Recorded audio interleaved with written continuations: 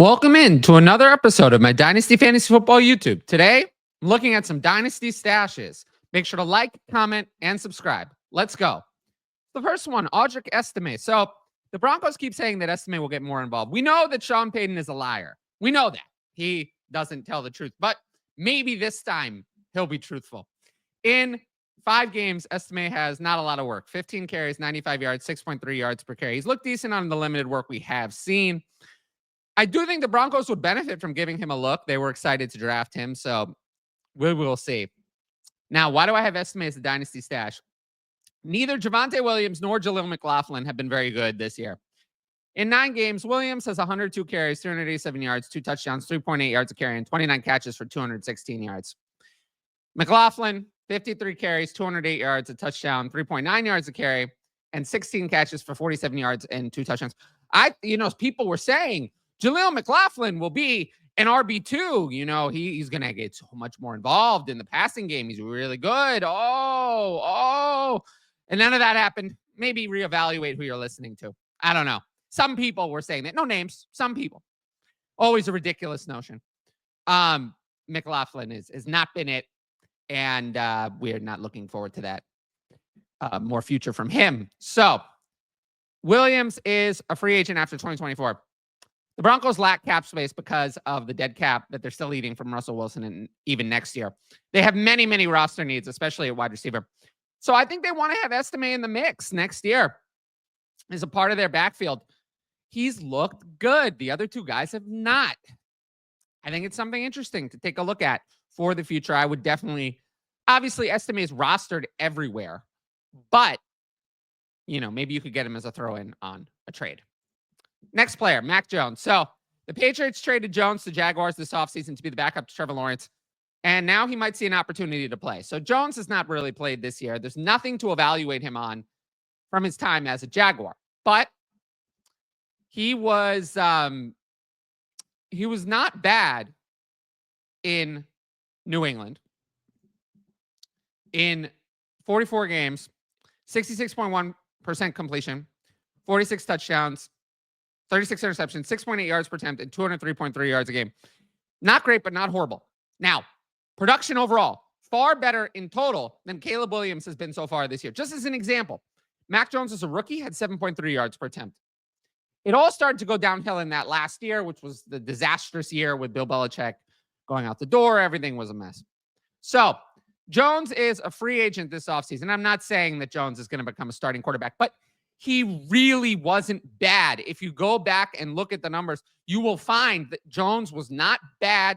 And I think it was more interpersonal problems with Bill Belichick that had a problem. If Jones plays well down the stretch, I don't think we're going to see Trevor Lawrence anytime soon. I think Trevor Lawrence is going to be shut down. So Jones could earn an opportunity to compete for a job next year. And again, these types of quarterbacks should be rostered in all Superflex leagues. Now, next player, Cam Akers. So Akers has bounced around so much. He's been on the Rams, the Vikings, the Texans, and now the Vikings again. Plus, he's had 2 Achilles tears, still just 25 years old. That's amazing. I think if you ask people how old Cam Akers was, they would not tell you that he's 25. I think they would say he's much older, but he's just 25. This year, on 2 separate teams, 46 carries, 193 yards, a touchdown, 4.2 yards a carry, 6 catches, 23 yards, and touchdown. He has not been anything special. We can admit that. But he's been half decent, especially coming off of the second Achilles tear. I would have thought that was the end, but apparently not. Akers played well last week. 6 carries, 46 yards, and 2 catches, 7 yards as the backup to Aaron Jones in this backfield on the Vikings. Now, he took the backup job from Ty Chandler. Chandler played 0 offensive snaps in week 9. 0. So he's been benched. And the Vikings, clearly, traded for Akers to replace Chandler as the backup to Aaron Jones. Chandler's been awful this year. Absolutely awful. We're not going to go through every little statistic. I think we get too deep in the weeds sometimes. We have to focus more on the big picture. Chandler really was bad. He replaced Jones in that one game. He was bad. He had 1 decent game earlier in the season. Otherwise, he's been really bad. So I understand why the Vikings made this move. Now, Akers is a free agent yet again this offseason. I'm not saying he'll become a starter, but running backs can always get injured. Do not get used to what has happened in 2024, where every running back has stayed healthy and every wide receiver has gotten injured. That is not normal. That's not what the last 5 years were. That is a massive outlier. Don't get used to that. You could always have a year, any year. There have been many years where 10 or 15 relevant running backs have missed significant time. That's more common than what's happened this year, where no running backs have missed any time, seemingly, other than Isaiah Pacheco. So, as you know, Akers is one Aaron Jones injury away from relevance. Now, you might say, well, he wasn't relevant on the Texans when Joe Mixon went down. That's true. But the Vikings offense is fantasy gold for running backs. And Akers looked a lot better playing on the Vikings last week than he did on the Texans previously. So, again, these are stashes. I'm not saying these are exciting players.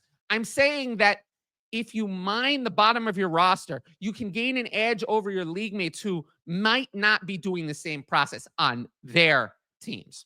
That's all I'm saying with these players.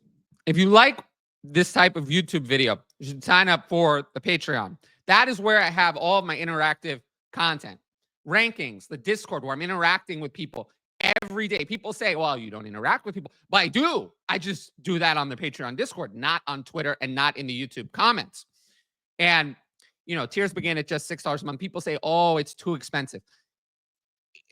It's not. I mean, $6 a month is not expensive. So, you know, that's something that people say, but I disagree with them about that. I think I provide a lot of value for that $6 a month, both rankings and interactive advice every single day. If you're telling me that's not worth $6 a month, I'm just going to disagree with you. So with that being said, I appreciate everyone who signed up for the Patreon and everyone who's so active in making the Discord a great place. And a great place for me too. I'm, you know, I like it too. I'm also someone who benefits from my own Patreon. So keep that in mind. And I hope that more people sign up. With that said, we'll get into our next player. So next up, Theo Johnson. Now, typically, I think bad players on bad teams don't get enough attention. Johnson is stuck on the Giants, who, you know, when people are lazy, most analysts, other people, you know, they're lazy. They just say, oh, the Giants are bad. Well, we don't care about anyone on the Giants. They're bad. Well, and it's irrelevant. But that's a lazy analysis that doesn't really benefit you. So far, Johnson this year, 17 catches, 201 yards, a touchdown, 26 targets, 1.9 catches, 22.3 yards a game. Now, that doesn't sound like much, right? But Johnson plays on a bad passing offense that actually has Malik Neighbors and Wan'Dale Robinson vacuuming up targets and a solid wide receiver 3 in Darius Slayton. So the fact that Johnson has any production is rather impressive. In week 9, Johnson had his best game. 3 catches, 51 yards, and touchdown on 6 targets. Now, for me, the super athleticism is really what I like about Theo Johnson. He ran a 4.57 second 40-yard dash at 259 pounds. That's really good. Shows that he has speed and size combo, which is what we want out of our difference-making tight ends. Now, the concern with Johnson was that he was just an athlete. He would not be able to, some people said, I might have been one of those people. I was a little skeptical of Johnson, that he wouldn't be able to translate to the tight end position in the NFL, that he's just an athlete and nothing more. Well, they're wrong, you know, because he's played over 70% of snaps in every single game. That's impressive for any tight end. So, let alone a 4th-round rookie. We've seen other tight ends like Ben Sinnott, rookie tight ends, cannot get on the field. So it's impressive just to get on the field and be out there and produce something as a 4th-round rookie. I like what I'm seeing. I like that he's earning opportunity as an actual tight end, which is very, very difficult to do as a rookie, especially someone who was as raw as Theo Johnson, who dealt with injuries in the offseason. So for all of those reasons, I really like Theo Johnson as a dynasty stash. Last one, Trey Lance. Now, we all know the story of Lance. He was drafted 3rd overall in the 2021 NFL draft, never got his career going, lost the starting job in 2023 to Brock Purdy, and then was traded to the Cowboys and never even earned the backup job there. Of course, Lance has done nothing this year. And actually, Lance's last NFL snap was his season-ending injury in 2022. He's not taken an NFL snap since then. So why do I even care about Trey Lance? Well, I do think he has the potential to start later this year. So Dak Prescott's hamstring injury seems season-ending. The hamstring went off the bone. People are saying, well, Jerry Jones is saying, well, maybe he might come back. He's not going to come back. Dak Prescott's out for the year. We have to accept that. Right now, the Cowboys are going with Cooper Rush as their starter in place of Prescott. but they're 3-5. If they continue to lose, I think they might want to see what they have in Trey Lance. Lance is a free agent after 2024 and turns 25 in the offseason. He's not old. I think some teams might be interested in giving Lance a shot as a backup, especially if he can play a bit later in the year. We know that stashing quarterbacks in Superflex leagues is a good idea, especially those who can run. I mean, we saw it with Malik Willis. Nobody is going to say that Malik Willis is a good quarterback, but when Malik Willis was in the game, he was fantasy relevant.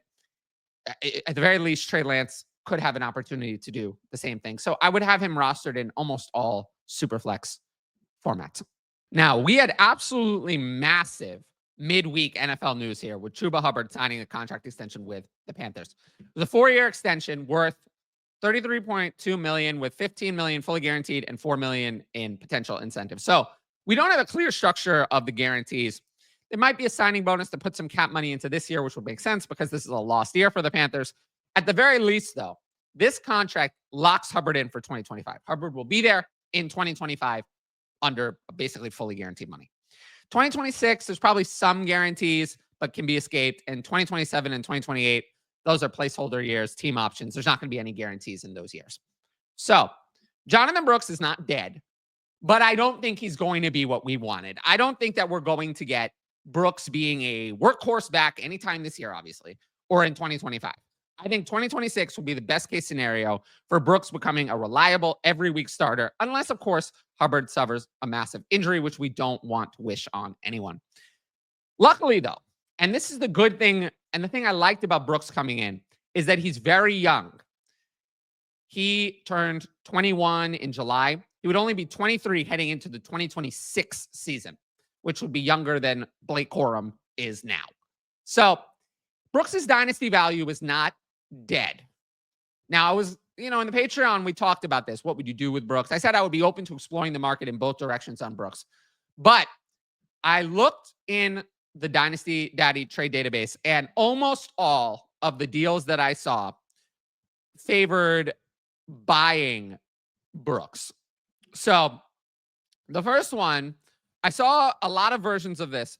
Buy Jonathan Brooks for, it was Ramondre Stevenson was in one. Najee Harris was another. There were some others, but I would easily take Brooks over these players. I mean, Najee Harris, I just have no interest in. And Ramondre Stevenson, kind of similarly, is the same age as Najee Harris. And again, not interested. So I would easily take Brooks there. You could also get him for 2 seconds, I saw. And these were the reasonable deals.